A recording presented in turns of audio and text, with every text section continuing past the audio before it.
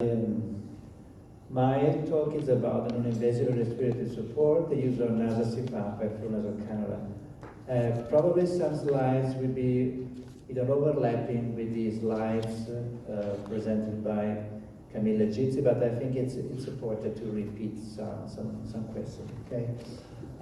We were in 1957 when this group of scientists understood very well that there is a different work of breathing during the acute phase of RDS and during the recovery phase of RDS, especially during the respiratory phase of the respiratory cycle. And this is due to respiratory flow resistance is a result of the grunting respiration. You know, when the preterm infants show respiratory failure, try to close the glottis in order to maintain the lung volume during the expiration phase. The same authors understood that the baby that died for Yalit membrane disease showed a very high sulfate tension in comparison with the baby that died for other causes. The same scientists that were studied about the sulfate tension found that the baby that died for Yalit membrane disease didn't have surfactant in the lungs. And probably the absence of surfactants was responsible for the high sulfate tension of this baby. How to try to maintain open alveoli with this high sulfate tension? Thanks to our colleague Gregory, in 1971 he published in New England Journal of Medicine this trial in which he tried to use a continuous positive airway pressure delivered by endotracheal tube or pressurized plastic bag or face mask or pressure chamber around the infant's head and was able to improve the oxygenation of this baby, and many of them will survive even if they are very affected by respiratory distress syndrome.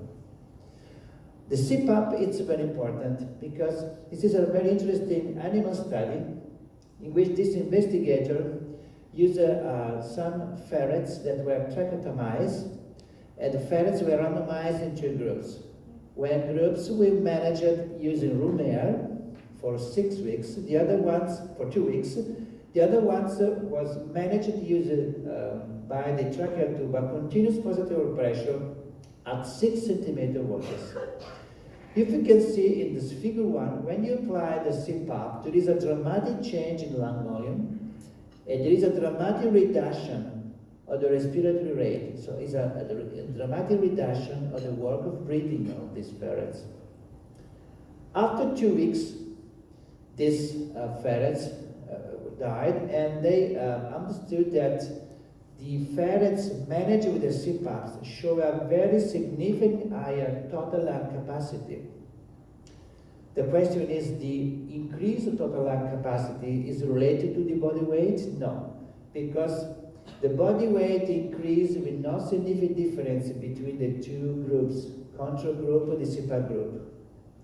But the CPAP group show a very significant increase in the lung volume. So the CPAP is not important only to open the alveoli, to maintain open the alveoli, but it's very important to promote the lung growth. Thanks to use of surfactant, we dramatically changed the story of the baby affected by the Yalit membrane disease. Fujiwara in 1998 published in The Lancet the first experiments in which the surfactant was used to manage the baby with the Yalit membrane disease. If you can see in figure 5, the baby is managed with the surfactant, a dramatic change in oxygenation. The surfactant is able to reduce the sulfate tension, it's able to improve the compliance and to improve the functional receiver capacity. Thanks to introduction on the pressure ventilation, particularly for the continuous positive pressure during the 1975 and after 1990, the introduction of the exogenous surfactant, the antenatal therapy, there is a dramatic reduction of the mortality of the baby. And in Perspective Neonatology in 1999, the authors wrote that the Yalit membrane disease was switched from tragedy to triumph because the mortality has dropped from about 50% to 5%. Anyway, the preterm infants survive, But the problem is that there is a persistence of the complication of the prematurity that is the bronchopulmonary dysplasia. Bronchopulmonary dysplasia is particularly related to the very low for gestational age baby, in particular when the baby are born below 27 weeks of gestational age. How we can try to reduce the incidence of bronchopulmonary dysplasia?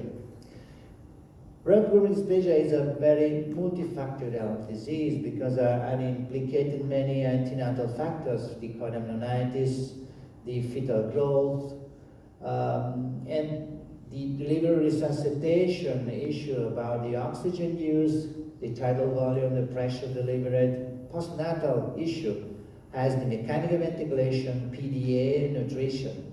In particular, we know that the mechanical ventilation is responsible for the lung injury, and the lung injury is the first step for the progression of the bronchopulmonary dysplasia. How to try to reduce the risk of lung injury? In 2011, we published on the archives this paper in which we collected the data of about more than 1,000 infants with a gestational age between 23 to 31. And we tried to understand how was the management in the delivery room. This is the rate of intubation, 46%. This is the rate of BPD. So we tried to understand if there is a correlation between the delivery room management and BPD. As you can see, when you increase the rate of intubation, there is a direct correlation with the mechanical ventilation more than 1 day of life. And when you increase the incidence of intubation in the delivery room, you increase the risk of BPD.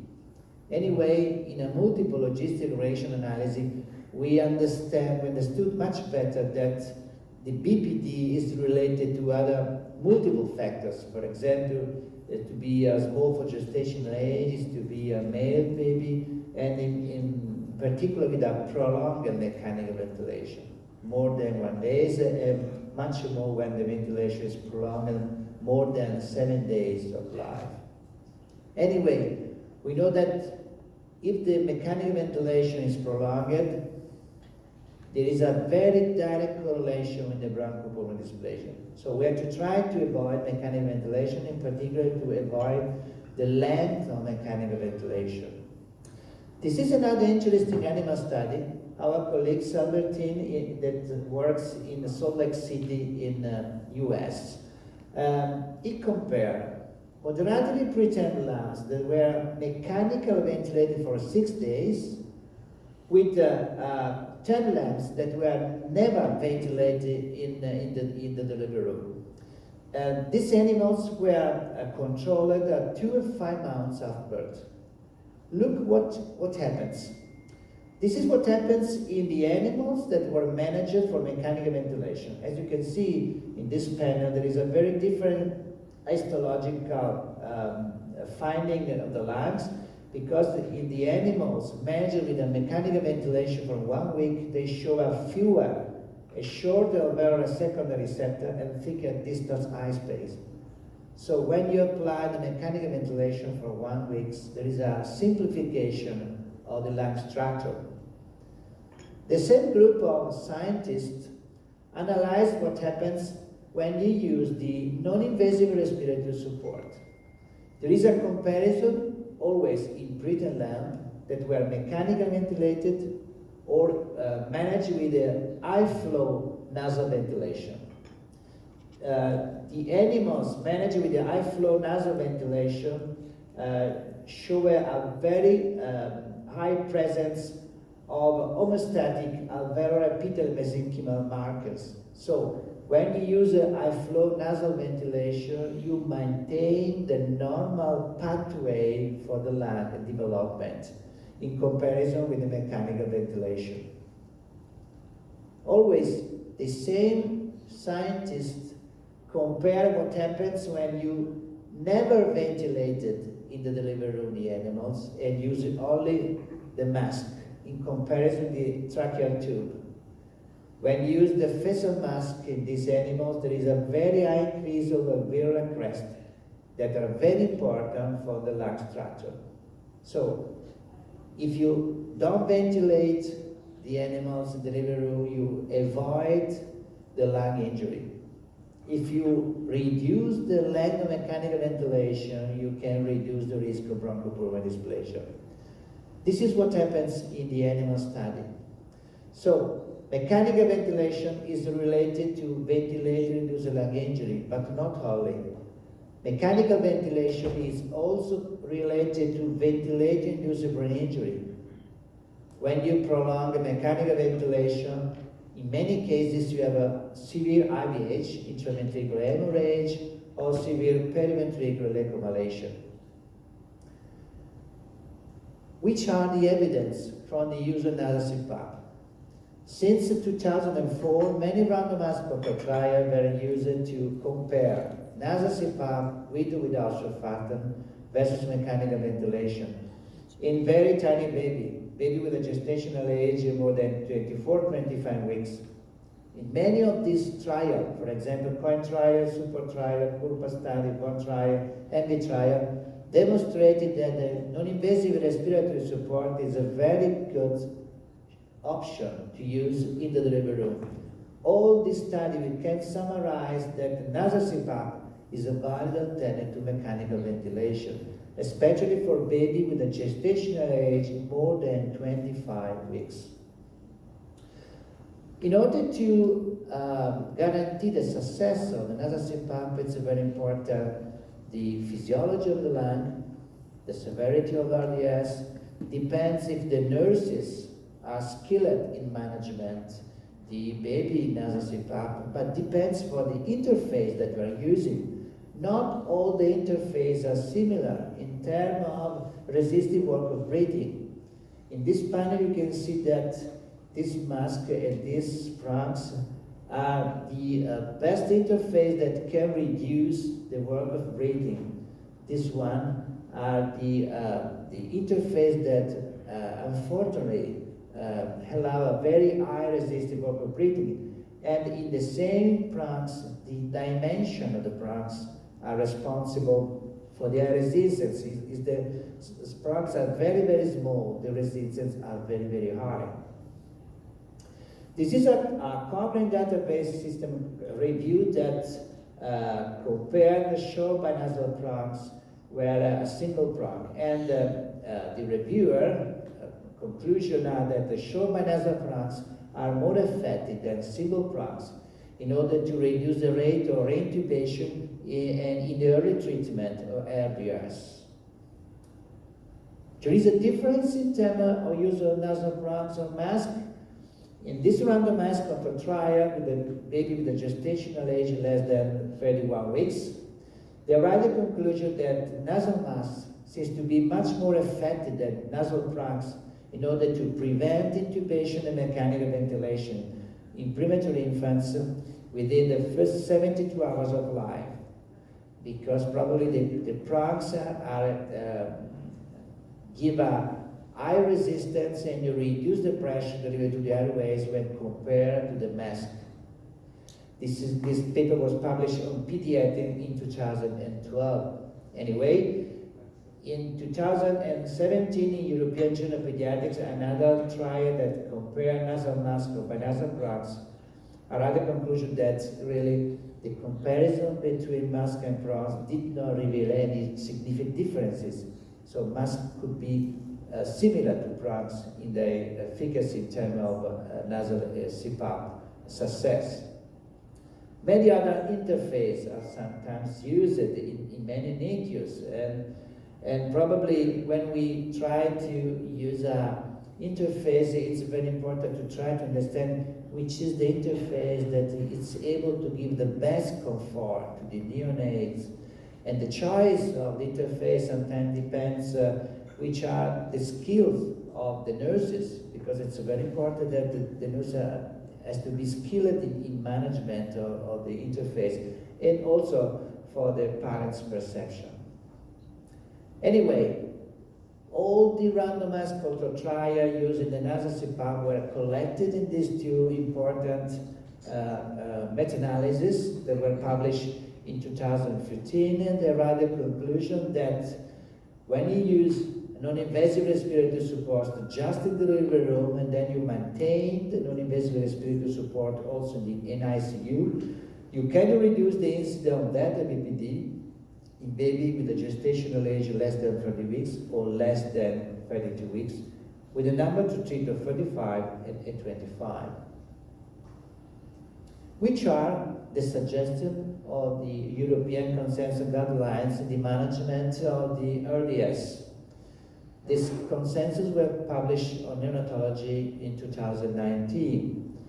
About the delivery resuscitation, they suggest using spontaneous preterm babies, spontaneous breathing preterm baby, to stabilize with a CPAP at least 6 centimeter waters. And in case necessary, to use a gentle positive pressure lung inflation, and to reserve the intubation only for baby not responding to the management with the CPAP. Anyway, unfortunately, we know that the 50% of baby initially in nasal CPAP then need to be intubated in the first week of life. Why?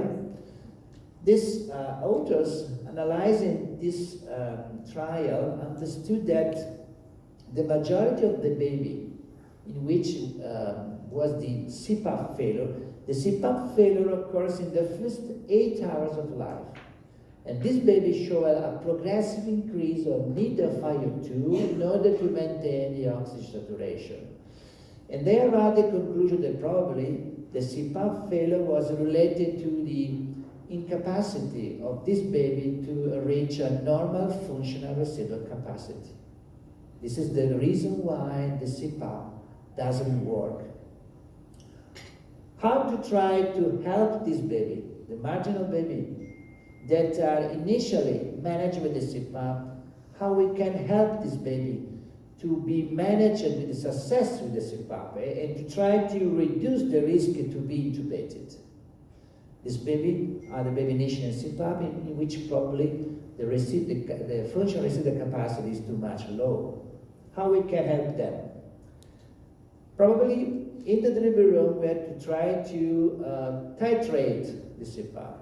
Why 6? Why not 8? Why not 9, 10 or 12? There is a very big interest in trying to understanding which is the static CPAP to use in the delivery room. Unfortunately, we don't have this modality to measure the CPAP effect, the EIT that in the adults, in the intensive care, many cases are used to titrate and to choose the best optimal CPAP. Okay? We hope in the future to have at the bedside, just the delivery room, the system in order to understand which is the optimal CPAP level. You remember that term infants, when are born, show a particular breathing pattern. The term infants show a very prolonged inflation with a very high delta pressure. This is the modality in which the term infant try to achieve a very good functional residual capacity. So we try to mimic this movement and we try to use a sustained inflation. Sustained inflation is a prolonged inflation, for example, for 15 or 20 seconds using a very high peak pressure, 20, 25 or 30 centimeter waters, in order to try to achieve an early and good functional residual capacity, in order to allow the CPAP to work very well. Good results in animal study, unfortunately, not the same results in clinical trials. This is a meta-analysis. This is the Cochrane review published in 2017, which they analyzed 8 randomized control trials. And unfortunately, they found that the sustained inflation had no impact on mortality, no impact in chronic lung disease, on pneumothorax, on PDA. The sustained inflation was only able to reduce the length of mechanical ventilation. For me, it's a good result, because if you can reduce the length of mechanical ventilation, probably you can reduce the risk of PPD. Anyway, in 2018, we finished another important trial. The name is SAIL trial that was published in JAMA. And we collected also this data, and we prepared another meta-analysis that we have published this month on JAMA Pediatrics, And analyzing all the data about the sustained inflation trial compared with PPV, we are at the conclusion that sustained inflation is unable to have a significant positive impact on the long-term and short-term outcome of preterm infants. And because there is an increased risk of mortality in the first 2 days of life, even if we don't know why, because there is no increase of pneumothorax, no increase of age, but because there is an increased rate of mortality in the first 2 hours of life, the NIH stopped the same trial, and in this meta-analysis, we are at the conclusion that actually the sustained inflation could not be suggested after its use as a routine in the preterm infants resuscitation. An alternative, you remember, is a dynamic CPAP to try to increase the CPAP level, guided by SpO2, guided by the work of breathing. In the future, we hope guided by the EIT, for example. As you remember, the group of Angela Cripsi in Cologne used this algorithm, starting from 8 centimeter waters until 16. And they arrived at the conclusion that using this algorithm, they showed a very significant reduction in the mechanical ventilation mortality without increasing the risk of neurological impairment. You remember this paper presented before by my colleagues, Camilla, about the comparison of these two strategies. Low pressure, the pressure that we generally use in the delivery room, 5 to 8, versus high pressure CPAP. I want to show again that when you use the high pressure, like in Cologne, where you have in the delivery room mean airway pressure that is significantly higher. The FiO2 is significantly lower. The saturation in the low pressure group seems to be much higher, but there is no differences in terms of duration between SpO2 and FiO2. So actually they concluded that probably both the strategy can be used in the delivery room. Anyway, we don't know which is the best strategy. In the future, we hope to answer to this important question. What we do in order to try to increase the success of the CPAP. You remember that surfactant is very important in order to increase the functional residual capacity, because the surfactant is able to improve the compliance, but not immediately. Surfactant is able to increase the compliance after 4 or 5 hours of life. The dramatic change in surfactant in the first hours of life is related to the gain of functional residual capacity. So it's very important to understand which is the optimal timing of giving surfactant to the baby in nasal CPAP in order to try to increase the success of the CPAP. The recent Cochrane meta-analysis arrived at the conclusion that actually, when you stabilize the baby in CPAP and use the surfactant only in the selected patients when the FiO2 is increased, this is the strategy in order to reduce the risk of BPD and death. And after Professor Camilleri will speak about the use of a new strategy to give surfactant by the less invasive surfactant administration that seems to be very intriguing. Anyway, in baby, in nasal CPAP, in order to try to increase the success, we have to remember that it's very important to give surfactant very early, probably in the first 2 or 3 hours of life.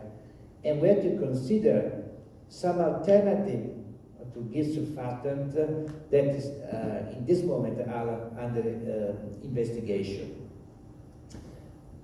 You have to remember that the fetus spend half of his life with the glottis that is closed in order to reduce the energy expenditure and to try to maintain the lung volume, to maintain the fluids into the lung in order to promote lung growth.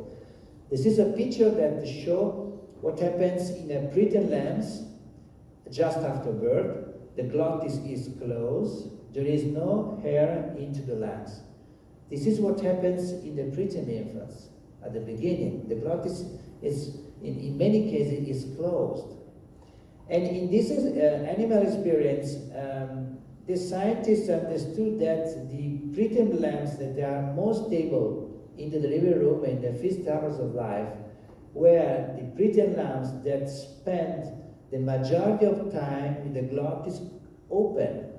So we had to try to facilitate the opening of the glottis in order to allow the success of the nasal CPAP. Remember what I said before, Camilla, about the use of caffeine? Caffeine, this is a very interesting paper promoted by our colleagues in Leiden in the Netherlands. They randomized preterm infants to receive caffeine just in the delivery room or in ICU. And they observed that the baby managed with the caffeine in the delivery room showed a very significant improvement of the minute ventilation. So the respiratory rate was faster in this baby managed with the caffeine in the delivery room. So probably in the future, we had to understand if the caffeine could be used in the delivery room in order to promote the success of the nasal CPAP. So the pathway is very long to try to reduce the risk of CPAP failure, but before to intubate the baby, we had to understand if there are any strategies that after Professor Moretti will explain to you in order to try to reduce the risk to intubate the baby. Which alternative we have in this moment to the nasal CPAP? We can use the high-flow nasal cannula. High-flow nasal cannula was used in the past only for the adults, but actually it's used also for the babies and also for the preterm infants. We speak about the high-flow nasal cannula when the flow is more than 2 liters per minute. Generally for the neonates, we use a flow about this range, 3 to 8. As you can see, when you apply the high-flow nasal cannula, you generate a pressure, and there is a very high drop of pressure when the mouth is open, okay? Which is the modality in which the high-flow nasal cannula works. The first is that the high-flow nasal cannula allows a washout of nasopharyngeal dead space. The high-flow nasal cannula removes the carbon dioxide in the mouth and the pharynx, and therefore reduce the respiratory rate, so reduce the work of breathing. Second, the high-flow nasal cannula minimizes the nasopharyngeal resistance. The flow generated by the machine, it's able to stent the upper airways, and so can reduce the resistance. Further, the high-flow nasal cannula improve the conductance and lung compliance. And this is a very important in order to improve the pulmonary compliance to reduce the resistance. When you warm and you humidify the gas, and this is what happens when you use the high-flow nasal cannula, you can reduce the metabolic expenditure of the baby, because if you give air that is not warm and not humidified, the baby has to warm and to humidify the gas. So there is an increased metabolic effort.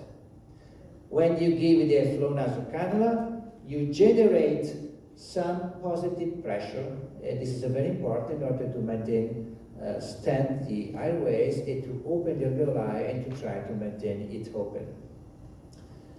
When the high-flow nasal cannula began to be applied in the NICU since 2007 and 2, there is a very significant increase of its use not only in the US but also in Europe.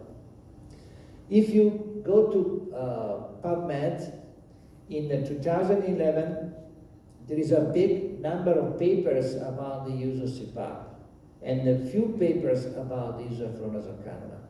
If you perform the same research in these years, you can see that there is a very high number of papers about the high-flow cannula. There is a big interest in the use of high-flow cannula for the management of baby with a respiratory distress. The question is, nasal CPAP and high-flow nasal cannula are equally effective in the management of respiratory failure? We know that the high-flow nasal cannula is able to generate pressure. The problem is that there is not a direct correlation with the flow. So this is a big problem, because it's dependent from the infant size and depends from the amount of leak around the cannula. The standing pressure is highly variable and not easily to be monitored. Anyway, we know that when you apply a flow rate between 2 to 8 liters per minute, you will be able to give to the baby some distending pressure that is similar to CPAP but not equal. You have to understand that not only the device that generates high-flow nasal cannula similar, when you, in particular, when you increase the flow, the different machine may have a different pressure that are delivered. There is not a direct correlation. There is a intersubject and intrasubject variability. So when you use the high-flow nasal cannula, in your mind, you have to remember that the pressure that you give seems not to be similar to the nasal CPAP application. Which are the perception of the nursing about the use of flow nasal cannula? This is a very interesting paper published on Journal of Pediatrics and Child Health. It's a survey with the interview of 90 nurses. They asked the opinion of the nursing about the management of preterm infants with the gestational age between 24 to 30, about the use of high-flow nasal cannula on CPAP in terms of reduction of extubation failure. Which were the answer of the nurses? The nurses, especially for the baby with a gestational age more than 27 weeks, answered that the high-flow nasal cannula seems to be equal to CPAP. In many cases, it works very well, in the same manner of CPAP. They answered that the high-flow nasal cannula are very, very able to reduce the occurrence of nasal trauma, so they are very happy to use this device, and because the parents prefer to use the high-flow nasal cannula for their babies. And in this paper, the conclusion was that the nurses prefer nasal CPAP in the post-extubation support in baby with a gestational age between 24 and 27 weeks, so the very tiny babies, but they consider equally nasal CPAP and flow nasal cannula for baby with a gestational age more than 28, and they prefer to use them. Which are the evidence from the trial that they compare high-flow nasal cannula and CPAP? This is a comparison published in Pediatrics in 2015 about the high-flow nasal cannula and CPAP as a primary mode of non-invasive respiratory support after extubation. There are the conclusion that there are not differences. In terms of nasal trauma, high-flow nasal cannula is able to reduce the occurrence of nasal trauma. This is another meta-analysis published on February 2017 in JAMA Pediatrics in terms of rates of successful extubation, and in terms of occurrence of respiratory failure and reintubation, there is no differences. In 2016, our Italian group of Professor Mosca in Milano published this randomized control trial, which baby with a gestational age more than 28 weeks with a moderate RDS, with a mean gestational age of 33 weeks, a mean birth weight about 2 kilo. Is a comparison between nasal CPAP and high-flow nasal cannula. There are the conclusion that the two techniques are a similar rate of failure, so the similar need of mechanical ventilation. In the same year, 2016, was published on the New England Journal of Medicine another trial that compared high flow nasal cannula and CPAP in the same population, more than 28 weeks, but the gestation age was just a little bit lower, 32 weeks, and the birth weight just a little bit lower, 1.7 kilo. And there I an opposite conclusion, because there are the conclusion that the high flow nasal cannula was responsible with a higher rate of failure. The same authors wanted to understand why this baby in high flow nasal cannula failure in the management with non-invasive respiratory support needed a trachea intubation. And analyzing the data, they understood that the baby with a gestational age more than 30 weeks and with a need of oxygen supply less than 30 before randomization were the best candidate to be managed in high flow nasal cannula. So they published this rule, 30-30 rule. The baby with a gestational age more than 30 weeks and the need of FiO2 less than 0.3 are the best candidate to be managed with high flow nasal cannula. It's a very important message to take home, okay? In 2016, we have published these guidelines in order to suggest how to use the high flow nasal cannula. First, you have to consider the use of high flow nasal cannula in any patients with important nasal trauma. Okay, when the baby in nasal CPAP show an important nasal trauma, please switch to high flow nasal cannula. Second, remember not to use high flow nasal cannula in case of severe RDS. For example, high need of FiO2, severe apnea, significant active air leak. In this case, you don't have to use the high flow nasal cannula. Third, remember that the cannula had to occupy less than the 50% of the area of the aperture of the nares to allow for ample egress of gas. So it's very important. It's different from the nasal bronch that you have to use during nasal CPAP. These are the suggestions of how to start the therapy. For example, the very tiny baby, we suggest to use a very low liter per minute at the beginning, and to increase the liter per minute according to the need of FiO2. If the need of FiO2 increase, you have to increase 1 liter per minute, okay? And observing the work of breathing of the baby. If the baby show a high respiratory rate or high Silverman score. When the baby arrives to reduce the need of FiO2 less than 0.3, you can start to reduce the liter per minute every 12-24 hours. And generally, when the flow is lower than 2 liters per minute, you can stop the high flow nasal cannula therapy. Finally, could be interesting to remember the differences between CPAP and high flow. First, about the pressure.